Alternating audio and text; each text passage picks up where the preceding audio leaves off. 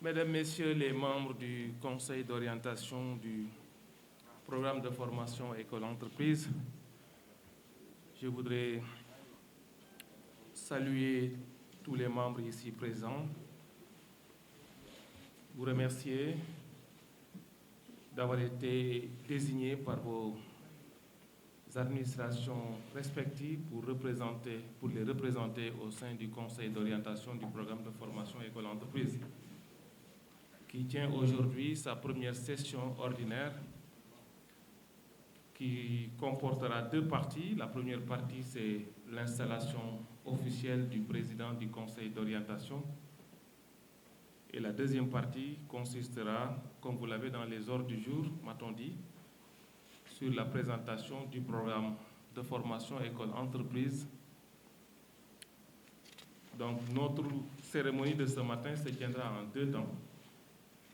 Une première phase, j'allais dire, officielle d'installation, parce que nous sommes dans le cadre d'une session du Conseil d'orientation qui ne concerne que les administrateurs en tant que tels. Donc, dans la première phase, on procédera à l'installation officielle du président. Et moi-même et le public, nous nous retirerons après pour vous laisser continuer sur la deuxième phase de votre programme. Je voudrais, à l'entame de mon propos, vérifier si on a atteint le quorum.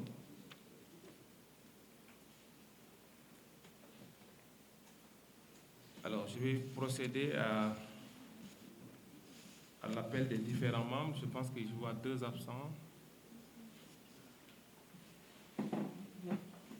Monsieur le représentant du ministère de l'Emploi, de la formation professionnelle, de l'insertion et de l'apprentissage et de l'insertion. Ah. Monsieur le président du Conseil, oui. Madame la représentante du ministère des Finances et du Budget. Monsieur Soyibou Thiam. Monsieur le représentant de la CNES, monsieur Sarr. Monsieur le représentant du CNP, oui, il est là.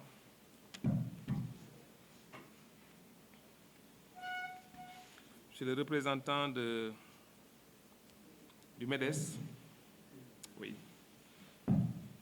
Monsieur le représentant de l'UNACOA, oui. Madame la représentante de la CNTS, oui. Monsieur le représentant de la CNTS-FC, Madame la représentante. C'est Madame comment? Madame? Madame Gueye. CNTS-FC. Vous remplacez M. Chérif Diatta? Très bien. M. Amidouba, c'est lui qui est absent. UNSAS. C'est le représentant de CSA. C'est la CSA. La CSA.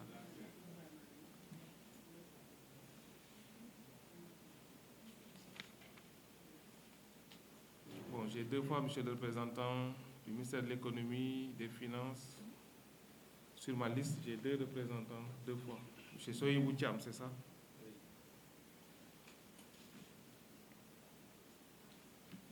Oui, c'est ça. Il y a deux fois. Vous êtes revenu deux fois. Madame la représentante du ministère du Travail. Oui. Madame Ramatoulaye Nianfal. Très bien. Donc, sur tous les membres du Conseil, il y a un absent. Donc, le quorum est atteint. Nous pouvons valablement délibérer. Oui, Madame la représentante du contrôle financier. Oui. C'est ça qu'il faut intervertir. C'est le contrôle financier ici.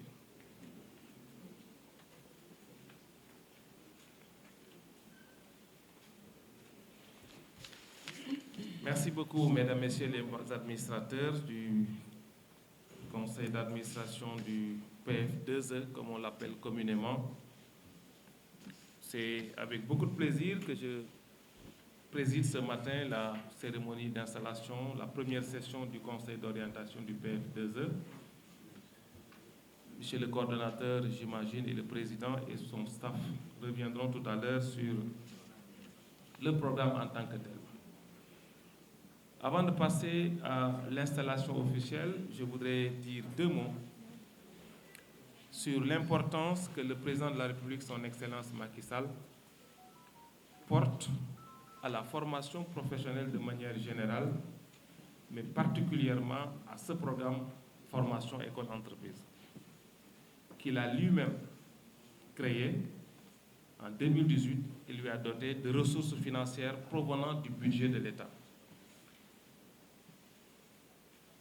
La formation professionnelle depuis 2012 connaît un très grand bond qualitatif. Je parle sous le contrôle des acteurs ici présents, à savoir les acteurs du patronat et des syndicats de travailleurs. Et l'une des difficultés majeures à laquelle la formation professionnelle s'était confrontée ces dernières années, c'était le manque de ressources financières, mais aussi et surtout une formation adaptée pour régler l'épineuse question de l'adéquation formation-emploi. Le président de la République, en décidant de mettre en place la loi d'orientation sur la formation professionnelle, avait donné un signal fort sur le changement de paradigme qu'il veut apporter dans notre système éducatif de manière générale, mais particulièrement dans le sous-secteur de la formation professionnelle et technique. C'est ainsi que beaucoup de ressources ont été investies dans la formation professionnelle. De 2012 à maintenant, les ressources destinées à la formation professionnelle ont été multipliées par 3. J'explique, on est passé d'un budget de 24 milliards à un budget de 78 milliards cette année. Cela traduit la volonté de la plus haute autorité de changer de paradigme compte tenu de la jeunesse de notre population. C'est pour répondre ainsi à la question, à sa préoccupation majeure, à savoir PSE Jeunesse 2035. Et qui dit PSE Jeunesse 2035 parle d'éducation, de formation, d'employabilité et d'emploi. La question des ressources et des équipements pédagogiques qui servent à former notre jeunesse se sont fortement améliorées ces dernières années. Restait maintenant la question de l'adéquation de la formation à l'emploi. Et il y a eu beaucoup de choses qui ont été faites. J'en retiendrai une. C'est la révolution pédagogique qui nous a permis de passer d'une pédagogie par les objectifs à une pédagogie par les compétences. L'implémentation de l'approche par les compétences dans le système éducatif de formation professionnelle sénégalais a été une révolution. Et cela a été complété, entre autres dispositifs, par ce programme PF2E que vous avez l'honneur de diriger. Il est donc important qu'on sache toute la responsabilité qui pose sur vos épaules en tant qu'administrateur pour piloter de manière stratégique ce programme stratégique pour les jeunes du Sénégal, mais pour le président de la République, son Excellence Macky Sall. Je n'ai pas de doute que vous allez, compte tenu des membres, des administrateurs que je connais ici autour de cette table, que vous pourriez accompagner de manière très qualitative la mise en œuvre des actions de ce programme, comme vous le savez, qui a démarré depuis 2018. Et d'autres contraintes ont fait que nous venons d'installer le conseil d'orientation. Mais comme on dit, mieux vaut tard que jamais. Vous avez donc une lourde responsabilité historique dans un contexte aujourd'hui où l'État du Sénégal, le président de la République, a décidé de réorienter profondément, encore une fois de plus, je dis bien encore une fois de plus, parce que j'ai montré que depuis 2012, beaucoup de choses ont été faites et que aujourd'hui, la problématique de l'emploi, de l'employabilité, de la formation des jeunes se pose avec beaucoup d'acuité. Et lui-même le rappelle. Ce programme, formation école-entreprise, fait partie quand même de ces dispositifs qui devront nous permettre de régler la question de l'employabilité et de l'emploi. Vous conviendrez qu'avec moi que la formation duale, comme on l'appelle, alternance école-entreprise, c'est un des modèles qui a fait ses preuves à travers beaucoup de pays. Je parle sous le contrôle du doyen Baïssa, avec qui j'ai eu l'honneur de faire, dans le cadre de la préparation de ce projet, beaucoup de missions en Suisse, en Allemagne, pour préparer ce projet dans une autre ville. Et le président de la République a décidé de contextualiser ce type de formation duale au Sénégal à travers ce programme formation école-entreprise.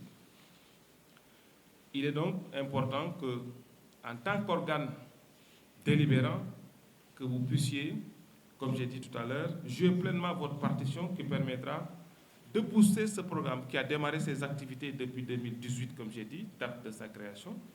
Des choses ont été faites, le coordinateur y reviendra tout à l'heure, mais il reste encore beaucoup de choses à faire et peut-être beaucoup de choses à parfaire.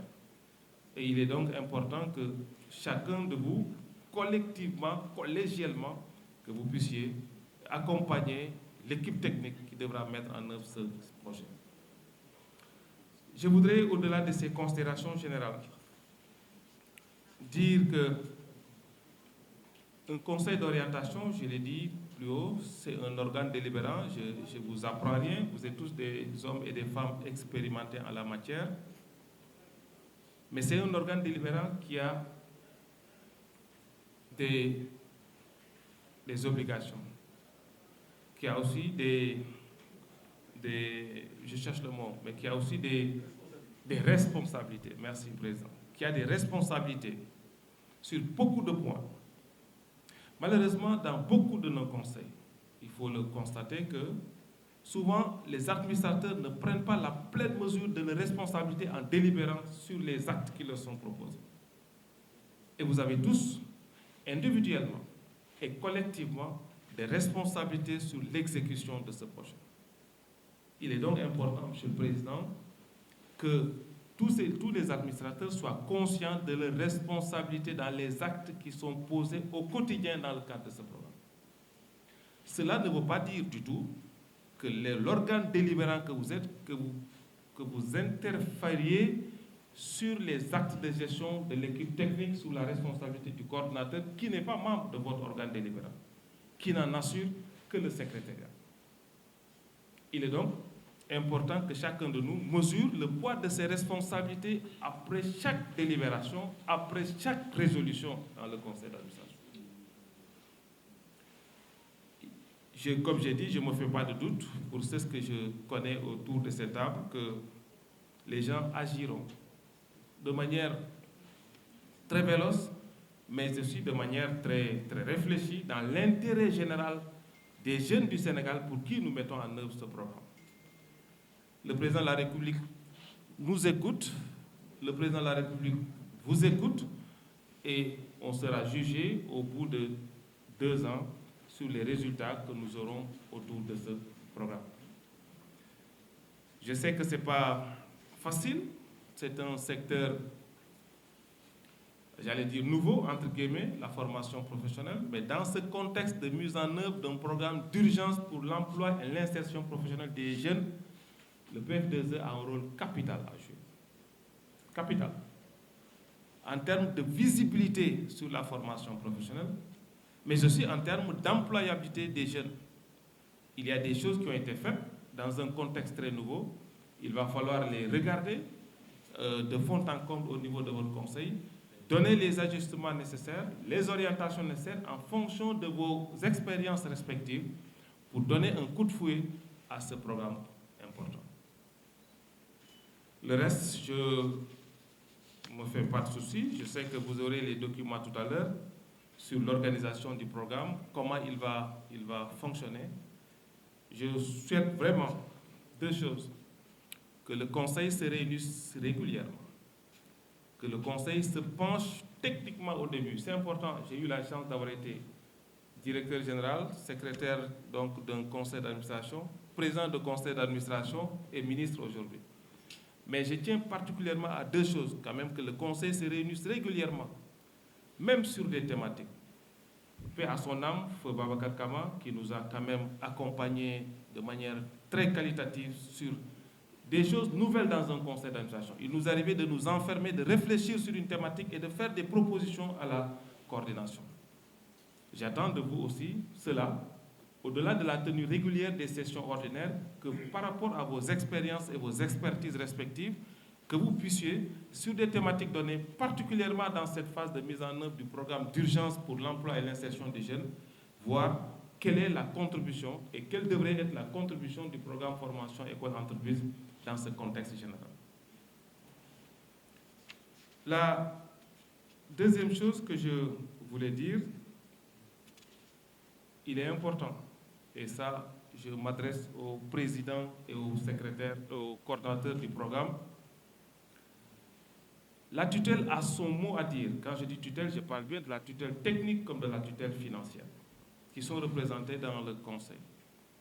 Absolument, les pré-conseils doivent se tenir avec la tutelle pour être en phase sur les orientations du président de la République, de l'État, avant les conseils d'administration. Donc deux choses, pré-conseil et conseil régulièrement tenus. Et je pense que compte tenu du retard qu'on a eu dans l'installation de ce conseil, il serait important que vous avez normalement 4 conseils dans l'année. C'est des conseils ordinaires.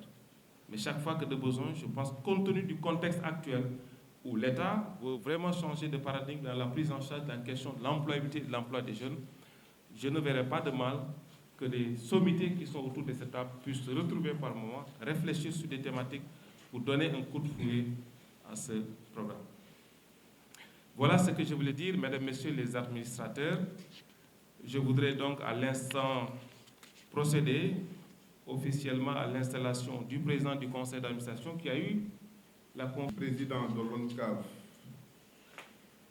chers amis, chers parents, chers invités, il me plaît de saisir cette opportunité pour magnifier la grandeur de l'acte pris à mon égard me portant dans cette nouvelle fonction de président du conseil d'orientation du programme École-Entreprise. Plus qu'un privilège, il s'agit d'une charge qui me permet de traduire la vision du président de la République, son Excellence Macky Sall, en matière d'employabilité à travers la formation professionnelle et technique. Monsieur le ministre, vous avez eu cette idée lumineuse d'apporter une touche particulière à travers le programme Formation École-Entreprise qui participe à la réduction dramatique du chômage, étant l'essentiel du choix des jeunes par rapport à leur qualification. J'ose espérer donner, monsieur le ministre, plus de satisfaction par rapport à la charge qui m'est dévolue dans la loyauté et dans le respect des rapports hiérarchiques. Je suis convaincu de pouvoir bénéficier et de faire bénéficier les fruits d'une collaboration collégiale, participative et inclusive. Mesdames et messieurs, soyez assurés que dans ce live se traduit de confiance mutuelle, un contrat moral, un engagement sur les vastes sentiers de l'émergence, de la citoyenneté et de la solidarité. Monsieur le ministre, je voudrais remercier mes parents pour l'apport non négligeable qu'ils ont donné en m'éduquant. Ils m'ont toujours soutenu et protégé pour que je puisse en arriver là aujourd'hui. C'est pourquoi je tiens à dire merci du fond du cœur à ma maman, Paul, et prier pour le repos de son âme, mon défunt papa. Je veux aussi remercier ma chère épouse, celle qui a toujours été à côté de moi en me donnant son soutien et en jouant un rôle prééminent dans tous les chapitres de ma vie. Ma chérie, je veux te dire ici merci à toi aussi. Je voudrais remercier encore une fois ma famille, mes frères et sœurs, mes amis, mes collègues et tous sympathisants et militants. Je tâcherai d'être à la hauteur des attentes de toutes et tous. Je ne pourrais terminer sans rendre un vibrant hommage au ministre Dame Diop. Voici un homme correct, humble, vaillant, courageux, patriote, porte-drapeau, qui a le Sénégal dans le cœur et Diourbel dans le sang. Un homme engagé qui a le travail dans son ADN, toujours au service du président de la République, Macky Sall. Je peux en être témoin. Je le vois jours et nuits agir sans jamais abandonner, quelles que soient les difficultés. Le lion du Baobab, comme nous le surnommons, est toujours, tous, est un fils de Diourbel qui ne cherche que la réussite de son terroir. Je suis persuadé, monsieur le ministre, que vous réussirez dans toutes vos entreprises. Vous avez les épaules, le charisme et louable. Pour finir, Monsieur le ministre, transmettez mes sincères remerciements à son Excellence, Monsieur le Président de la République, Macky Sall, pour la confiance portée sur ma modeste personne en mon nommant président du Conseil d'orientation du PFDS. Je vous remercie infiniment de votre attention. Merci.